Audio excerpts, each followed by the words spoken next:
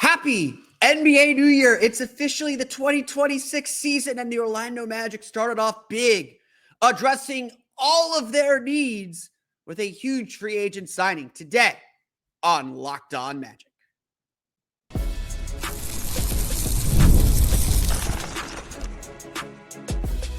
You are Locked On Magic, your daily Orlando Magic podcast, part of the Locked On Podcast Network. Your team every day. And you are indeed Locked On Magic. Today is July 1st, 2025. Happy NBA New Year. It is officially the 2026 season.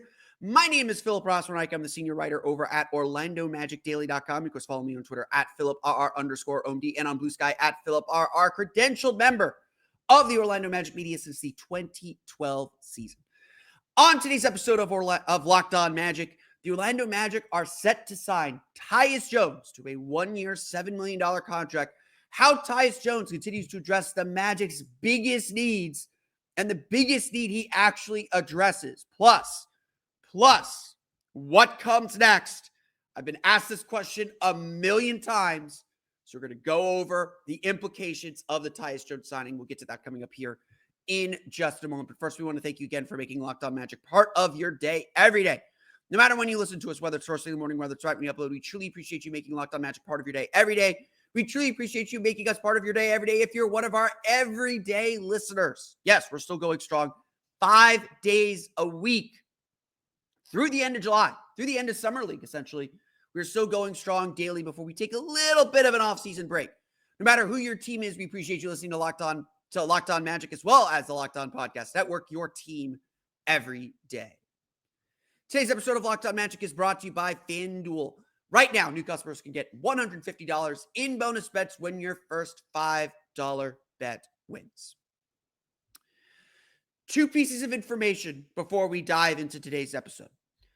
I don't want to ignore the big news that hasn't happened yet, and I want to assure everyone that there shouldn't be an issue. I have been saying pretty much since last July that the first thing we would probably hear on July 1st, 2025 is that Paolo Banchero has signed a max extension. That has not happened yet. That has not been reported. That has not happened. And there are a few fans that were a little freaked out about that. And so I want to start on a somber note then. If you follow Paolo Banchero on his social media feeds, there was apparently a death in the family. Apparently his aunt passed away recently. And so I want to start by, contract stuff doesn't matter at that point. I want to start by wishing the Banchero family and everyone who knows him and knows his family my condolences, as well as always the message, may her memory be a blessing, as the Jewish tradition goes. This is a fair reason not to be worried about contract negotiations or anything like that. From a basketball perspective, it's going to get done. But obviously, being with family, far more important. Mine's not there, and I'm wishing the Banchero family all the best, and hoping that the Banchero family is grieving and celebrating her life as they should. Somber note to start, but I know that's been something that people have asked me, and that's been something that people have been a little worried about. I don't think it's a concern. The deal's going to get done. It's just not. They got time. They got till October. It's not. There's no rush to do it. It's going to get done, but I will address that. We'll address that contract when it happens, because it's going to happen. I just want to note that off the top of the show, because that was a news item we were expecting today, and it has not happened yet. We were shifting gears, expecting the Magic to be active in free agency. Jeff Weltman has very much telegraphed that he is going to be aggressive, that he is still going to be aggressive looking to add to this team. And that is what the Magic did. Signing Tyus Jones to a one-year, $7 million contract. The Orlando Magic have got their point guard. They've got their stabilizer. They've got their game manager. They've got their just solid veteran to bring off the bench. They've got a, yes, capable scorer. Tyus Jones is someone that Magic fans have been after for a very, very long time. And we'll address what he brings to the team here in a minute. He's been someone Magic fans have been after for a very, very long time. In fact, and I apologize for not getting this up sooner, but I hope my tweet kept you going through the night here. In fact, last January 2024, I did a little trade deadline tour when we thought the Magic were going to be active at the deadline. And that included talking to Locked On Wizards about Tyus Jones. That's how long he has been on the radar. I have done episodes on Tyus Jones, and the Magic didn't go grab him. It got to the point where I was just like, maybe Tyus Jones isn't the fit for them. And kind of like Anthony Simons, I was telling people, like, look, if the Magic wanted Tyus Jones on the team, he'd be on the team already. And there are shortcomings, there are defensive shortcomings to worry about, although he largely holds his own defensively. Just don't lean on him too much. He's sort of like a Moe Wagner in that sense. And we'll talk about Moe in a little bit. Jones last year had an up and down season, averaged 10.2 points per game. Second year in his career, by the way, he's averaged more than 10 points per game. Never really claimed the starting job. He started only 58 games. Didn't really help Phoenix kind of figure out their point guard issues as the starter. But despite playing fewer minutes, despite coming off the bench, he still posted 5.3 assists per game, shot 41.4% from three on 5 3-point attempts per game. And through it all, he remains a really efficient, low mistake player. 1.1 turnovers per game. That is a career high. And only the second season he's ever averaged 1 turnover per game or more. We're going to get to the three-point shooting because that's obviously a big factor in this. And I want to talk more generally about how the Magic have improved their three-point shooting. But the biggest thing that Tyus Jones is going to bring to the Magic is this efficiency, is being able to help the team reduce its turnovers and just manage the game a little bit better. Three-point shooting is an undeniable need. And again, I'm going to talk more in depth about the three-point shooting that the Magic have added this offseason. But the big takeaway from the Tyus Jones signing to me is not only did the Magic add a super efficient three-point shooter, the Magic added a player who does not make mistakes, who is not going to harm the offense, who is not going to get dinged, who is not going to make the kind of silly mistakes, frankly, that the Magic often make. Last season, the Magic finished 20th in turnover rate at 14.7%. That was an improvement over 2024. I want to remind everybody, turnovers were a big problem. And honestly, I would argue that part of the shooting issue is the passing issue. The Magic aren't a super precise pass team. They're not a super high pass team. And this affects shooting, not getting the ball in the right spot, in the shooter's pocket, having to fumble the ball. All this stuff matters. And again, there are a lot of factors. They're not necessarily things that you can count. There's not stats. It's just something you watch. The Magic are a inopportune turnover team. They got better as the season went on, and part of that is, Corey Joseph helped. In the last 18 games, the Magic were 13th in the league in turnover rate at 13.6%.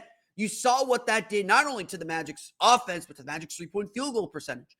You get more bites at the apple. You guarantee a shot on every possession. That matters. And so if Tyus Jones, at $7 million, you hope he does a little bit more. But if Tyus Jones just does what Corey Joseph did last year, we can already see the Magic are a better team. They went 12-6 over those last 18 games with Corey Joseph, largely as the starter. A 667 win percentage over 82 games is 55 wins. The Magic over the last month and a half of the season played like a 55-win team. And 18 games, that's about a quarter of a season.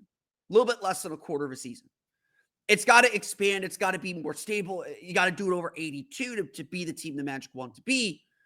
But even last year's team, with all the injuries and everything else that happened, still had some brilliant moments.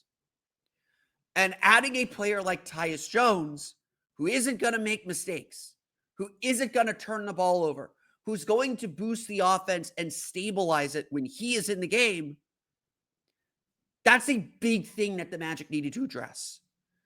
That's why, like, for all of his flaws and shortcomings, Corey Joseph was so vital to the team last year. He just stabilized them in a time of instability. Obviously, though, the big thing that Tyus Jones addresses, and the biggest thing that we can measure is three-point shooting. Because the Magic have transformed themselves into a better three-point shooting team this summer. We'll break down those numbers and what comes next coming up here in just a moment. But first, today's episode of Locked On Magic is brought to you by our friends over at FanDuel. Summer sports are in full swing. Part of the reason why I'm recording this late is I stayed up to watch the Man City Al Hilal game in the FIFA Club World Cup. Wild game. Way to go, Al Hilal, taking down Man City. No one likes those blue people anyway. Wrong shade of blue. Really, really fun game, and it's a little emotionally spent. I'm getting a little older. Those late nights are starting to hit me. So whether you're about baseball under the lights, golf on the green, or the high stakes soccer action like the one more FIFA Club World Cup game we have coming to Camping World Stadium, FanDuel is the best way to make every game even more exciting. You're already following the action, so why not make it a little more thrilling? With FanDuel, you can get in on the game with your friends. You can get it on the game while your friends are getting sunburned at the beach. It's easy to use with fast payouts and makes even regular season games feel like must-watch events. Whether you're placing a same-game parlay or watching a bet right into the ninth inning, FanDuel makes it feel like you're part of the action. If you're new to FanDuel, new customers can bet just $5 and get $150 in bonus bets if your first bet wins. Open the FanDuel app today or visit FanDuel.com to get started.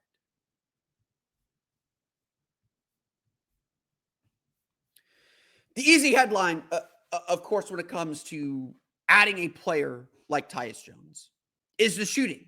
I mentioned it. He shot 41% from three last year on 5 attempts per game. This is a guy who is going to make 41.4% on 5 3-point attempts per game. And that's down, obviously, because he's coming off the bench. And this is about the production I would expect from Tyus Jones. Look, Tyus Jones is not starting. The Magic starting lineup is set. Jalen Suggs, Desmond Bane, Franz Wagner, Paolo Banchero, Wendell Carter. Tyus Jones is coming off the bench, and we'll dive into depth chart issues and what that means for Jace Richardson and what that means for the Magic's bench. And we'll talk especially about where the Magic go next. I'm going to hit that in the last segment of today's show. Tyus Jones is going to help this team shoot very, very clearly. And that, of course, is a big theme for the entire offseason. Obviously, Orlando finished last in three-point field goal percentage. We were extremely frustrated because good shooters that we know are good shooters just missed. It became an epidemic on the team. I fully expect, people are going to hate me for saying this, and the Magic got better in this deal I probably would have made even if KCP was playing well. Kentavious Caldwell-Pope is going to shoot better in Memphis. He will not have another year like he had last year. Some of it was probably just a little bit of a bad fit with the Magic and their style and what they're trying to do. And some of it was just like bad year. It happens. The Magic undoubtedly got better. They got better over even a good KCP season because Desmond Bane can create his own shot. He is an assist guy. He averaged more than 5 assists per game in the last 2 years. The Magic should feel comfortable running stuff with him on the ball just as much as they're comfortable running stuff with him off the ball.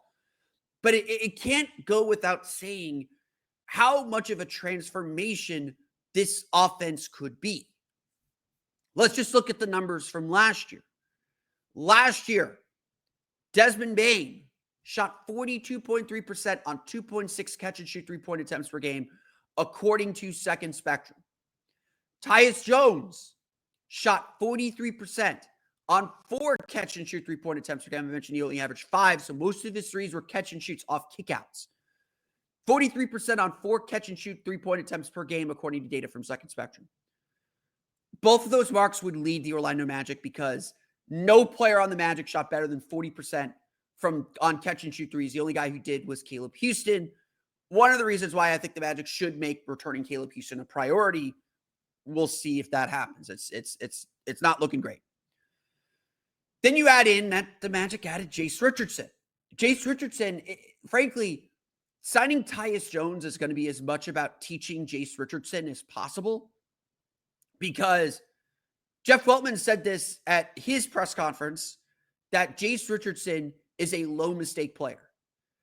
Jace Richardson, the Magic want Jace Richardson to be a more athletic Tyus Jones. And so he's going to learn a lot from playing alongside Tyus Jones. But in college, and granted, it's college, Jace Richardson shot 41.2% on 3.23 three-point field goal attempts per game. I've been a big guy on this. Jalen Suggs ended up shooting like 34% on his catch and shoot threes. In the 5 games before Paolo's injury, on like 6 attempts per game, he was above 45%. He was like 46, 47% on catch and shoot threes. The point is this. We all wanted the Magic to address their three-point shooting. We all wanted the Magic to make a statement, to make sure that they had three-point shooting, that they did not let last year stand. And yes, the Magic are going to need some internal improvement. Wendell Carter's got to shoot better. Franz Wagner's got to shoot better. Paolo Banchero's got to shoot better. But the idea is the Magic now have legitimate shooting on their team. Not just one shooter. They didn't just add one shooter like they did last year and hope for the best. They added 2 elite shooters to their team. They added one of the best shooters in the draft. And again, it's the draft. You never really know. And they're young enough that all their players should get better.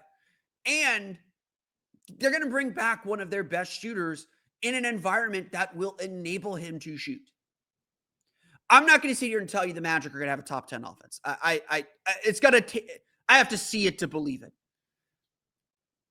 But freezing cold take me again. This is going to be the year they get out of the bottom 10. This is the year that I think they'll flirt with being a top half of the league offense. And if the defense holds, and look, Tyus Jones doesn't have a good defensive reputation. Tyus Jones is very much like Moe Wagner, where he racks up stats. He's really, really good at what he's good at, but he has shortcomings that prevent him from playing extended minutes. He has size issues, just defensive issues that you don't want him starting for very long because of these shortcomings. And certainly in the playoffs, he'll get targeted a little bit. So when you measure his minutes, when you kind of get just the right amount, you get a lot out of him. And look, a bench group of Tyus Jones, Anthony Black, Franz Wagner, Jonathan Isaac, Moe Wagner, not as much offense as maybe you want, but that's a solid group. Maybe you go Tyus Jones, Desmond Bane, Franz Wagner, Jonathan Isaac, Wendell Carter, or Goga Batadze, or Moe Wagner. You got something there. You're working with something there. The Magic don't need to go 10 deep, and assuming they're healthy, they should have 1 or 2 of their top 4 guys on the floor at all times. Honestly, the minutes where there's only one should be pretty limited. I think the Magic will run a rotation once they figure out if there's like a successful pairing. If like Paolo and Jalen Suggs are a really good pairing, don't split them up. If Franz and Bane really, really work well together, don't split them up. Why? It'll be interesting to see how it all works out. And I think Tyus Jones will help Franz. I think Tyus Jones will help Paolo. It'll all help each other. But the Magic have really addressed their shooting. They went out and got one of the best shooters in the league. They signed one of the best shooters in free agency.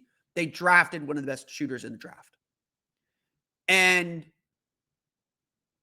it's on the players now to execute. It's on the coaches now to set up a system that lets their players shoot, that gets their players into shooting spots and into areas where they can make baskets. The biggest question I got, though, is what does this acquisition do for the rest of the Magic's offseason? That is a very, very tricky question, a question that I've had to explain several times. So what happens with Moe Wagner? We'll talk about the next steps for the Orlando Magic coming up here in just a moment.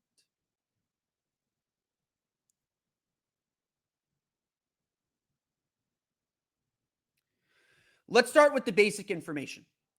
If you're watching on YouTube and see on the rundown, it says Magic to sign Tyus Jones. A friendly reminder, none of these deals that are being reported are official. They're allowed to negotiate and agree to deals during the moratorium, but nobody signs anything until July 6th. So if you're listening to this on July 5th, if you're listening to this July 4th, happy Independence Day. If you're listening to this before the moratorium ends, information's going to change quickly. And the Magic have some work to do. The Magic, by signing Tyus Jones to a $7 million contract, or what's being reported as a $7 million contract, means that they are using the non-taxpayer mid-level exception. And I've warned about this. I've made sure to try and stress this as much as I can. It's been a little hard for people because salary cap rules and CBA rules are very, very, very, very, very confusing. By using the non-taxpayer mid-level exception, the Magic are now hard capped at the first apron. Like I did yesterday, I'm going to do back of napkin math. I'll give you the exact number, at least as far as we've all calculated it.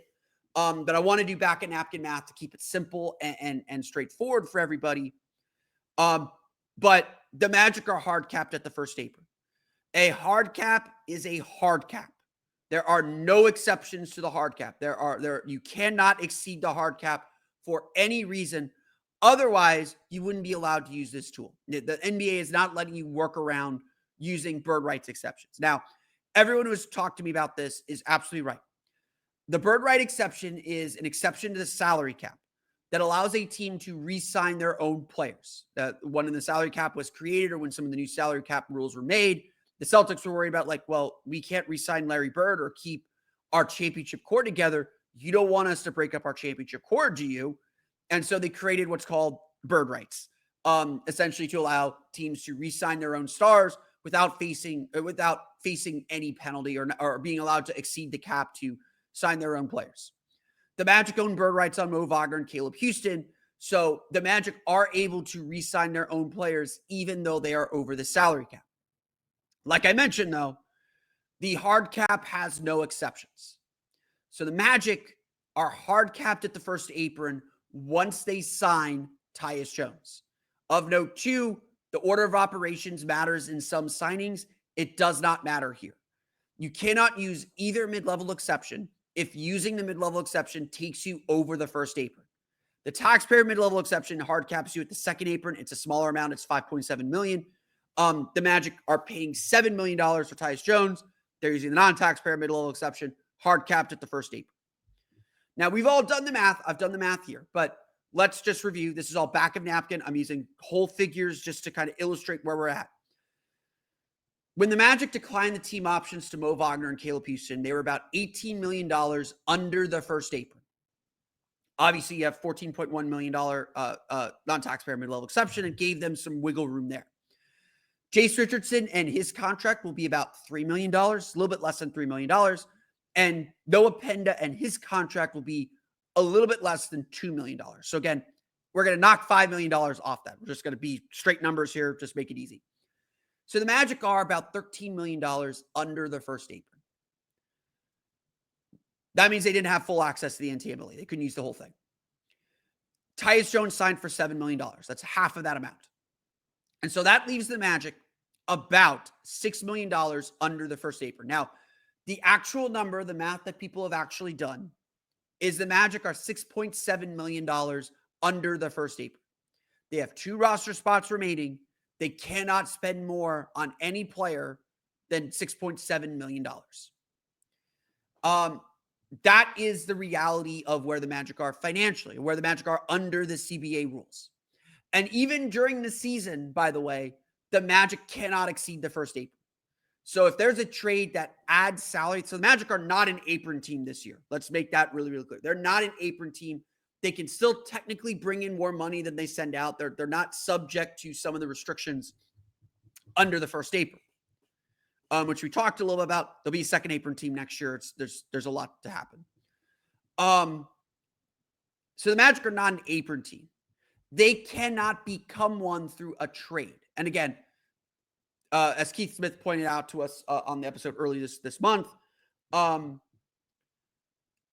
apron rules take effect based on what happens after the transaction. So if the Magic did make a trade that took in more salary than they sent out, they'd still have to be under the first apron, because if you're over the first apron, you can't do that deal. So the Magic aren't a first apron team, but they kind of are. Regardless, the Magic cannot exceed the first apron under any circumstances.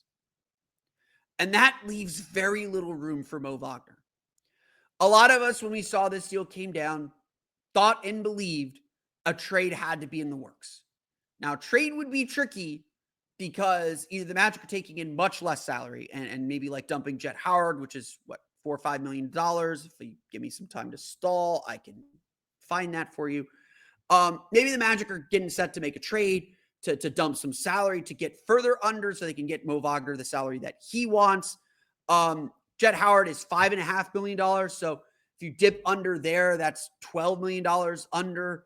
That would enable you to sign Moe Wagner and then maybe sign another player to help out, to just kind of boost the team a little bit. It feels like the Magic do have a trade in them to get further under the apron and give themselves a little bit of wiggle room. All indications, both Tim Reynolds of the Associated Press as well as Jason Beattie of the Orlando Sentinel, do believe that Moe Wagner is going to return to the Orlando Magic. I believe, A, they're good friends, but B, I believe them too. There is zero indication that Moe Wagner will not be back with the Orlando Magic. It's just about how much is he going to get paid? How do they make that work under these restrictions? Because again, it's very restrictive. They're very, very tight. Typically, teams that get hard capped like this are not this tight to the apron. You look at what the Atlanta Hawks have done. The Atlanta Hawks are using a massive trade exception to acquire Nickeil Alexander-Walker in a sign and trade deal, and then using their non-taxpayer mid-level exception to sign Luke Kennard. They have that room because they are not they're over the cap, but not over the tax. They still had room under the tax to make those massive moves. The Magic do not have that room. The Magic did not have the ability to be that aggressive, to absorb players in that way. They had to think, we got this one tool to use. They only had the mid-level exception to use this offseason.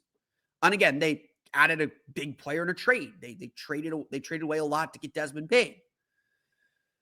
But the Magic still have work to do. They've got 2 roster spots open. They're required to fill 1, if I'm not mistaken. They've got 2 roster spots open and only $6.7 million to fill it. Obviously, Moe Wagner is the priority, as he should be. And now it's about figuring out, how do you get to the amount that Moe Wagner wants or that Moe Wagner will agree to. If I'm Moe Wagner, I'm not taking a pay cut in half. I'm not going to $6.7 million after I was paid $11, after I know how valuable I am to this team. Even if I'm still recovering from an injury, yeah, I might take a little bit of a haircut. $8-9 million seems reasonable. But the Magic have to get to that number. There might be interest on both sides, but the Magic have to get to that number. So it does feel like the Magic will make a minor trade, a salary dump of Jet Howard. Even Jet Howard with a second for a fake second, for a top 55 protected second. That's just doing business. That's just the business you have to do. And the Magic still have a treasure trove of second-round picks. Again, they can protect that thing like crazy.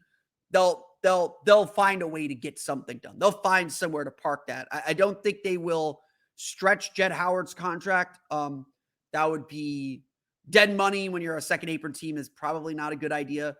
But they have tools they can use. And stretching, by the way, just means you take the remaining salary on a player's contract and stretch it over a certain number of years. So for a 1-year deal, $5.5 million over 1 year, you double it, and then add 1. So 1 year would be 2 plus 1. So you'd stretch that $5.5 million over 3 years.